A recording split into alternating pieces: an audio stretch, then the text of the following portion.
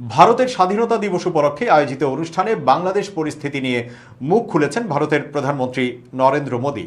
নয়াদিল্লির লালকেল্লায় জাতির উদ্দেশ্যে দেওয়া প্রায় 1.5 ঘন্টার ভাষণে বাংলাদেশের হিন্দু সম্প্রদায়ের নিরাপত্তা নিয়ে উদ্বেগ তুলে ধরেছেন তিনি।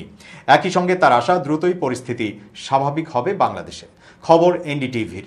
ভাষণে 140 কোটি ভারতীয় বাংলাদেশে হিন্দুদের নিরাপত্তা নিয়ে চিন্তিত বলে এমন মন্তব্য করেন তিনি।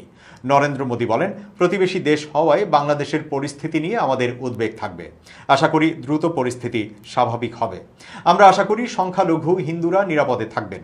আমরা বাংলাদেশের উন্নয়ন অগ্রযাত্রার অংশীদার হব। গত 5 আগস্ট ছাত্র জনতার ব্যাপক গণবিক্ষোভের মুখে প্রধানমন্ত্রী থেকে পদত্যাগ করে ভারতে পালিয়েছেন শেখ হাসিনা। সরকার পতনের পর উদ্ভূত পরিস্থিতিতে দেশের বিভিন্ন জায়গায় বিরোধী রাজনীতিক এবং হিন্দু ধর্মাবলম্বীদের বসতবাড়িতে হামলা এবং লুটপাটের ঘটনা ঘটেছে। যদিও অনেকের দাবি কেবল আওয়ামী লীগের রাজনীতির সঙ্গে সংশ্লিষ্টতার কারণেই এসব ঘটনা ঘটেছে, এর পেছনে ধর্মীয় কারণ নেই। ভারতের শাসক দল বিজেপি হিন্দু মননে প্রলেপ দিতে বাংলাদেশ পরিস্থিতি ঘোলাটে করছে বলেও অভিযোগ রয়েছে।